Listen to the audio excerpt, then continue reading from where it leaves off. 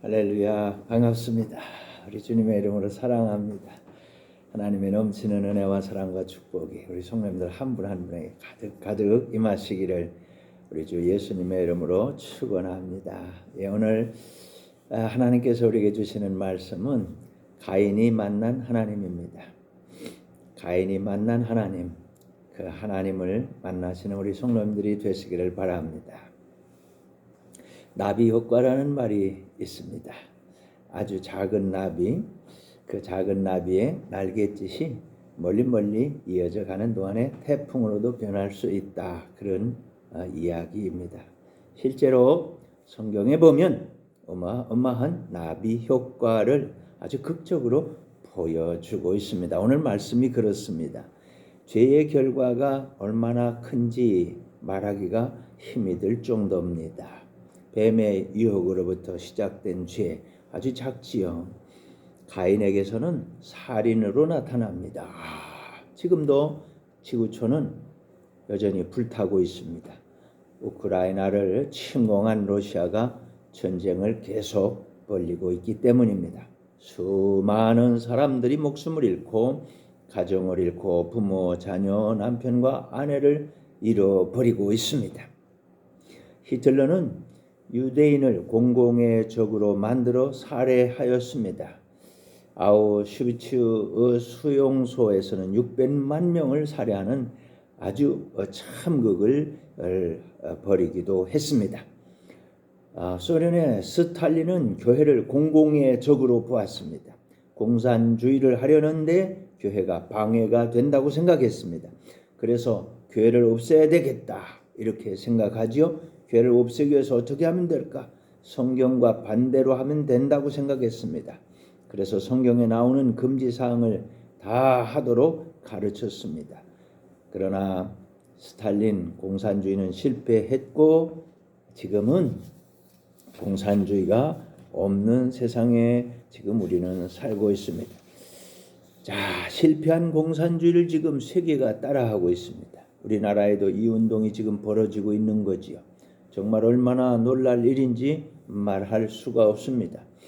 동성애와 같은 성적 타락 이런 불법을 시키고 있는 겁니다. 심지어는 동성애 이거 허락해 달라고 거리로 나와서 데모하고 있습니다.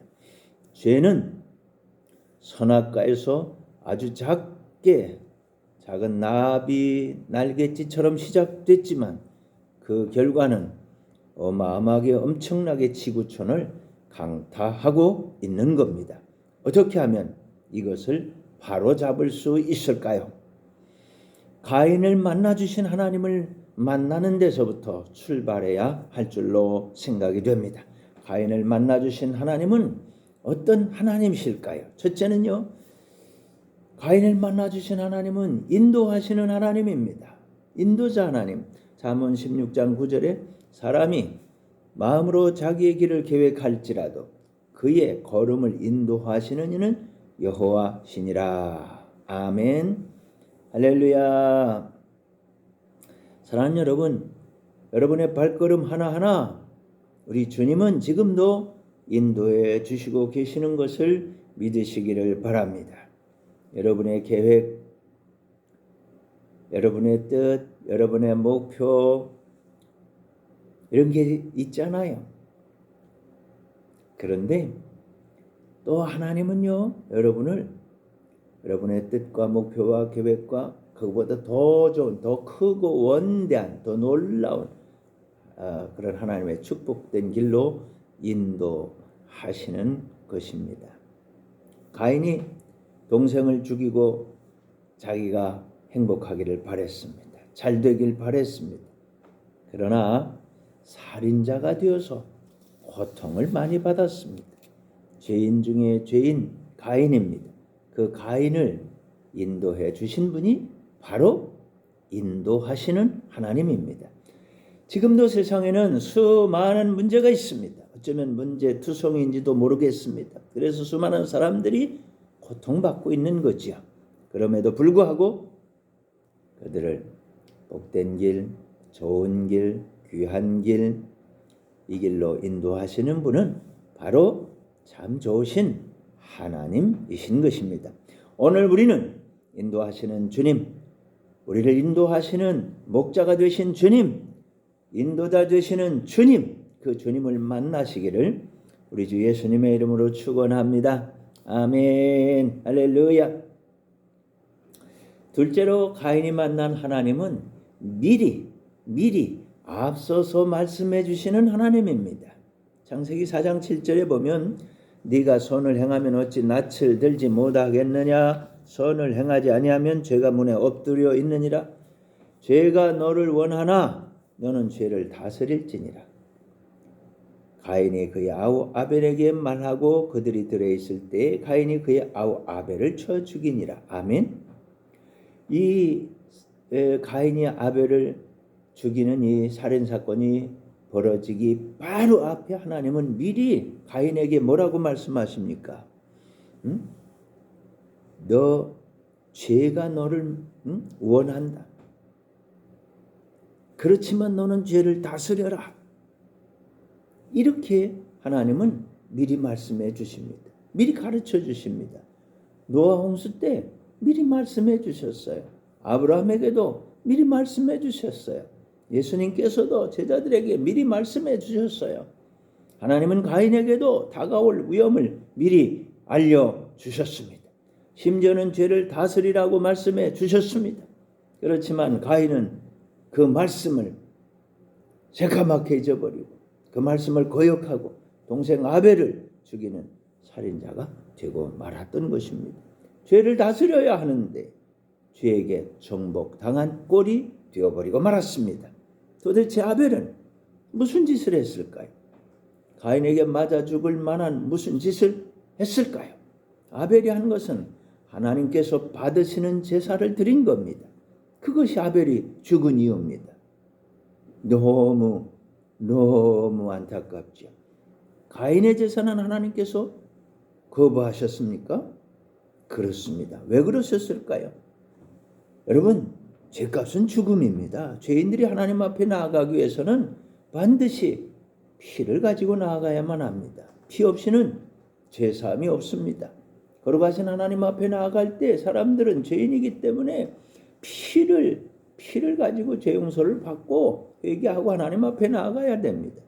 피 없이는 죄사함이 없기 때문입니다. 아벨은 양을 잡아서 하나님께 피의 제사를 드렸습니다. 하나님이 받으셨어요.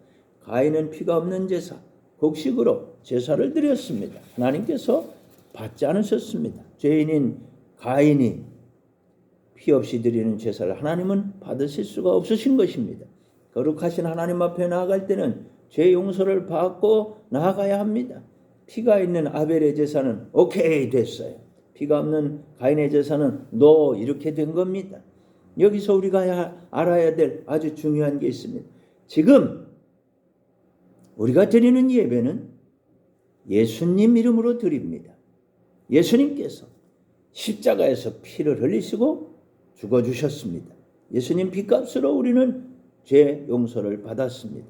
그렇기 때문에 우리는 예수님 이름으로 예배드립니다. 기도드립니다. 응답받습니다. 은혜를 받습니다. 용서를 받습니다. 축복을 받습니다. 승리하는 겁니다. 아멘. 예수님의 십자가 사건 이전에는 매번 짐승의 피를 가지고 하나님께 제사를 드렸단 말입니다. 천천만만의 수많은 짐승들이 사람들 죄값으로 죽임을 당했습니다. 그러나 그것은 언제나 단 한 번 그때 하나님 앞에 나아갈 그때 그 일회용입니다. 이것을 완성하신 분이 예수님입니다. 그래서 우리는 더 이상 짐승을 잡지 않습니다. 예수님의 피는 원죄와 조상들의 죄와 우리들의 죄의 모든 죄를 다 용서하시는 피인 것입니다. 하나님 앞에 나아가는 성도들은 예수님의 피의 공로를 입고 나아갑니다. 항상 오케이 되는 겁니다. 믿으시기를 바랍니다. 자기 것으로 나가면 노 되는 거예요. 예수님 것이어야만 합니다. 짐승의 것 아닙니다. 예수님 것입니다. 아멘. 할렐루야. 다시 가인에게로 이야기를 옮겨가 보겠습니다. 이것 때문에 가인은 아벨을 미워하게 되었습니다. 죄라는 나무에는 다른 많은 뿌리와 열매들이 함께 있습니다. 원망, 불평, 미움, 시기, 질투. 두려움, 염려, 근심, 걱정, 수도 없이 많은 것들이 사람들을 괴롭히고 있습니다. 자신의 재산을 고쳐야 할 가인이었습니다. 그런데 자기는 고치지 않고 대신 아벨을 미워합니다. 아벨만 없다면 하나님이 나를 받아주실 텐데 아벨 때문에 나는 거부당했다 이렇게 생각을 한단 말이죠.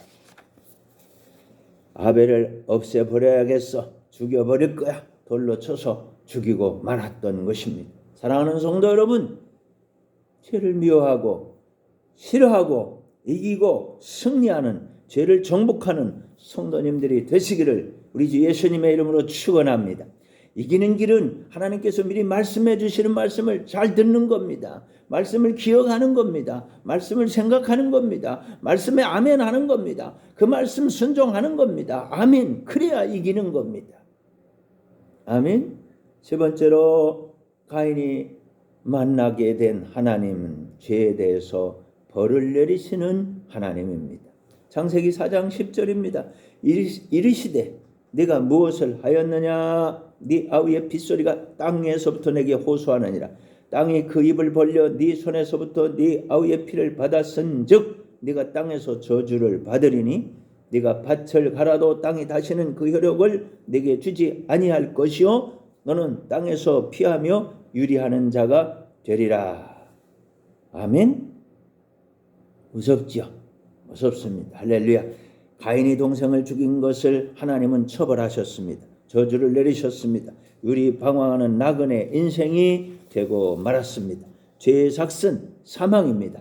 하나님의 은사는 그리스도 예수 안에 있는 영생입니다. 죄의 삭은 절망입니다. 그러나 하나님의 은혜는 축복을, 사랑을, 소망을 우리에게 주는 것입니다. 죄의 삭을 벌하시지만 또한 피할 길도 열어주시는 우리 하나님입니다. 마지막으로 네 번째 가인이 만난 하나님은 용서하시는 하나님입니다. 창세기 4장 13절 이하입니다. 가인이 여호와께 아뢰되 내 죄벌이 지기가 너무 무거우니이다. 주께서 오늘 이 지면에서 나를 쫓아내시온즉 내가 주의 낯을 배웁지 못하리니 내가 땅에서 피하며 유리하는 자가 될지라.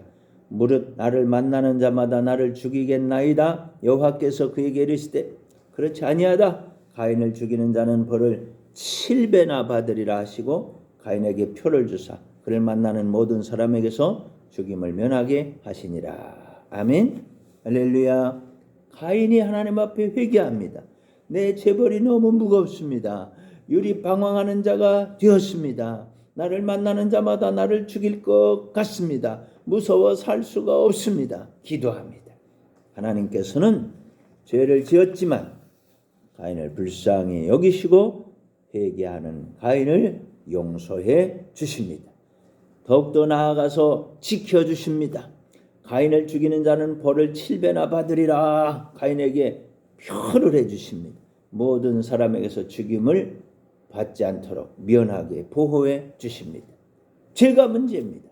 더 큰 문제는 회개하지 않는 겁니다. 회개만 하면 하나님은 용서해 주시고 살 길을 열어주시는 겁니다. 한번 따라합시다. 죄가 문제입니다. 더 큰 문제는 회개하지 않는 겁니다. 한 번 더 따라합니다. 회개만 하면 하나님은 용서해 주십니다. 살 길을 열어주십니다. 은혜를 내려주십니다. 축복도 내려주십니다. 아멘. 사랑하는 성도 여러분, 아주 작게 시작된 죄가 온 세상에 가득 차버렸습니다. 이것을 해결하시기 위해서 예수님은 십자가를 지셔야만 했습니다. 하나님의 사랑이 십자가에서 완성되었습니다. 모든 죄값을 다 청산해 주셨습니다.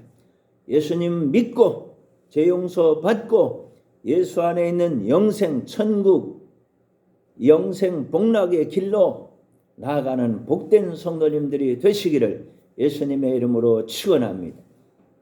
가인이 만났던 하나님, 마지막 결론이 중요합니다. 용서하시는 하나님, 사랑하시는 하나님, 자비를 베풀어 주신 하나님, 그 하나님의 은혜 안에서 우리 모두 승리하시기를 예수님의 이름으로 축원합니다.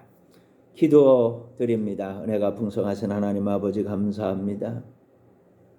우리들에게도 죄와 죄악과 허물이 가득한데 주님께서 십자가에서 흘리신 보혈로 씻어 깨끗하게 하시고 우리의 죄와 죄악과 허물을 회개하오니 용서하여 주시고 오 하나님 죄를 미워하고 이기고 승리하는 정복하는 복된 하나님의 자녀들이 다 되게 하여 주시옵소서.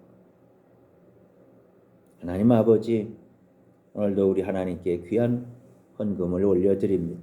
주님이 기쁘게 받아주시고 축복하여 주옵소서. 하나님, 오 하나님, 우리 성도님들 아픈 사람 찾아가 고쳐주시고 절망 중에 있는 하나님 자녀들 위로해 주시고 주께서 새로운 소망과 용기를 주시고 이기고 승리하는 자, 일어서는 자들이 다 되게 하여 주시옵소서. 우리 주님을 만나고 주님과 함께 손잡고 힘차게 새 출발하는 복된 우리 성도님들이 되게 하여 주옵소서. 예수 그리스도의 이름으로 기도합니다. 아멘. 이제는 우리 구주 예수 그리스도의 크신 은혜와 하나님 우리 아버지의 극진하신 사랑과 성령의 교통하심이 너희 모든 무리와 항상 함께 있을지어다. 아멘. 할렐루야. 사랑합니다. 축복합니다. 승리하세요. 할렐루야. 아멘.